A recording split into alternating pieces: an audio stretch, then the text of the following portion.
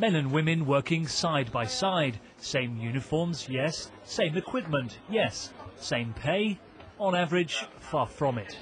If the average wage for men was precisely £23,000, his female colleague in the same job would earn just £19,090.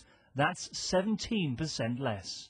Absolutely, I think there is institutional sexism throughout the UK. So here we are, 40 years after, almost 40 years after the Equal Pay Act was passed, with one of the worst gender pay gaps in Europe, where women are really paying the price for a system that's been allowed to run, where we know that there's discrimination pure and simple in the system.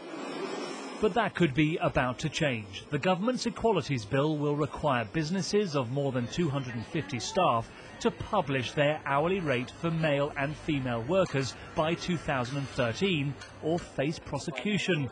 A big ask and a costly one too, say some, during tough economic times.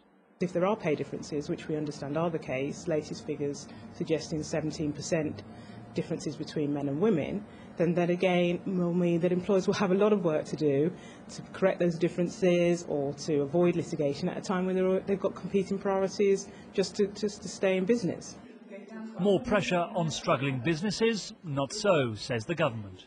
Well, it won't place red tape on business, and I think that it's not only every individual's right not to be treated unfairly, to be paid less because they're a woman or discriminated against because they're black or Asian. It's not just a question of their individual rights.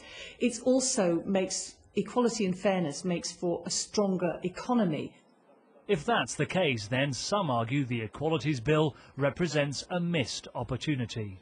It's very welcome that employers will have to audit their pay practices, that they have to open the books, look at how they pay men and women and make sure that their pay practices are fair. But we're disappointed that that only applies to employers of 250 staff and above. That's only 0.4% of businesses. Which means that some of the more than 99% of businesses untouched by the bill will continue to get away with paying women less. Pay equality appears as far off as ever. Paul Harrison, Sky News.